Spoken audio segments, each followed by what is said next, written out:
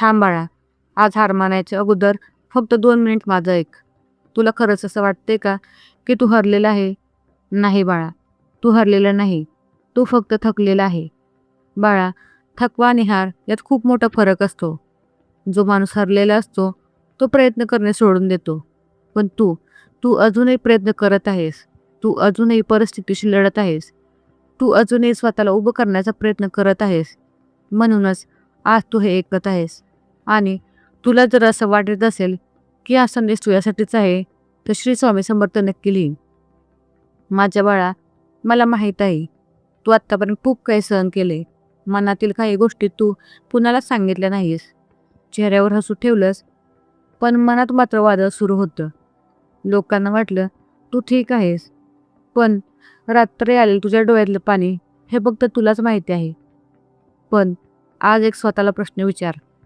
इतक्या लढाया लढल्यानंतरही तू इथे उभा आहेस, मग तू हरलेला कसा? बाळा, तू थकलेला असू शकतोस, गोंधळलेला असू शकतोस, निराश असू शकतोस, पण हरलेला नाही. कारण अजून तुझा प्रवास संपलेला नाही. तू हरलेला नाहीस बाळा. आणि एकदा लिही, मी हरलो नाही.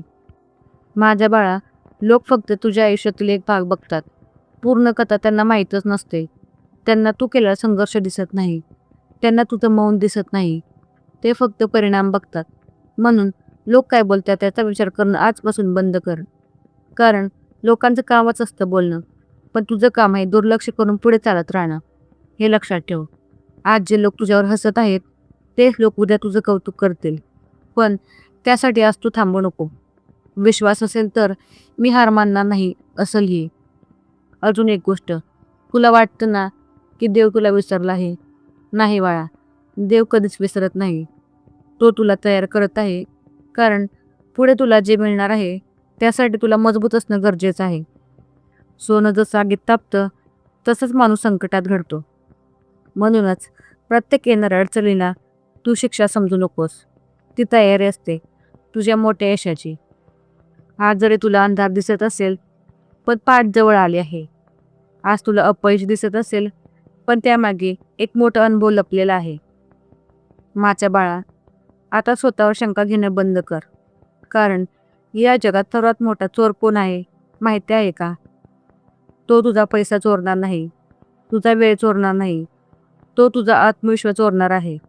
आणि हा चोर बाहेर कुठे नाही, तुझ्या मनातच बसलेला आहे. प्रत्येक वेळी तू काहीतरी नवीन करायला निघतोस आणि तेव्हा तो म्हणतो तुझ्याकडून होणार नाही, लोक तुला हसतील, तू आधी अपयशी झाला आहेस. आणि तू त्याचंच ऐकतोस. बाळा, तुला एक गोष्ट सांगू, तुझ्या मनात येणारा प्रत्येक विचार हा सत्य नसतो. कधी कधी माणसाची भीतीसुद्धा विचारांच्या रूपात बोलत असते. आणि तुला हे सत्य समजतच नाही. आता ज्या ठिकाणी तू उभा आहेस तिथे पोहोचण्यासाठी तू खूप लढला आहेस, हे विसरू नको. तुझ्या आयुष्यात असे दिवस आले होते जेव्हा तुला वाटलं आता सगळं संपलं आहे. पण बघ, तू अजून इथेच आहेस, जगत आहेस, लढत आहेस. म्हणजेच देवाला तुला अजून काहीतरी चांगलं द्यायचं आहे. विश्वास असेल तर मी अजून संपलेलो नाही असं कमेंटमध्ये लिही. अनेक लोक यश मिळाल्यानंतर मजबूत होत नाहीत, तर ते संघर्षातून मजबूत होतात. जे दिवस रडवतात तेच दिवस घडवतात. जे लोक सोडून जातात तेच लोक तुला स्वतःची ओळख करून देतात. आणि जे अपयश तुला तोडतं तेच अपयश तुला नव्याने उभे राहायला शिकवतं. कधी कधी देव आपल्या हातातून काही गोष्टी काढून घेतो, कारण त्याच्याकडे असं काहीतरी असतं ज्याने तुमचं आयुष्य बदलून जाणार असतं. पण तू फक्त रडत बसतोस, कारण तुला फक्त बंद झालेला दरवाजा दिसतो, उघडणारा दरवाजा दिसत नाही. माझ्या बाळा, तुझी तुलना तू कुणाबर करू नकोस. कारण प्रत्येकाचा प्रवास वेगळा असतो. कोणी लवकर यशस्वी होतं तर कोणी उशिरा होतं. पण उशीर म्हणजे अपयश नसतं. आज जर तुझं काम होत नसेल तर स्वतःला दोष देऊ नको. फक्त स्वतःला विचार, मी अजून नवीन काही शिकू शकतो. कारण जिंकणारे लोक समस्या पाहून थांबत नाहीत, ते उपाय शोधतात. माझ्या बाळा, तुझी किंमत लोकांच्या टाळीने ठरत नाही, लोकांच्या कौतुकाने ठरत नाही. तर तुझी किंमत तेव्हाच ठरलेली असते जेव्हा भगवंताने तुला निर्माण केलं. त्यामुळे स्वतःला कमी समजू नको. एक दिवस असा येईल जेव्हा तू मागे वळून बघशील आणि म्हणशील, देवा, त्यावेळी हार मानली नाही, हेच बरं झालं. कारण तुमचा आजचा संघर्ष उद्याची ताकद बनणार आहे.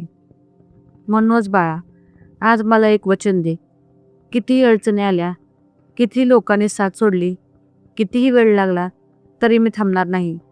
मी स्वतःवर विश्वास ठेवणार आणि मी पुढे चालत राहणार. कारण मी हरलो नाही, मी फक्त थांबलेलो आहे. आणि थकवा कायमचा नसतो, पण हार मानणं कायमचं असू शकतो. विश्वास असेल तर मी पुन्हा उभा राहीन, असं कमेंटमध्ये लिही. श्री स्वामी समर्थ. जय जय स्वामी समर्थ.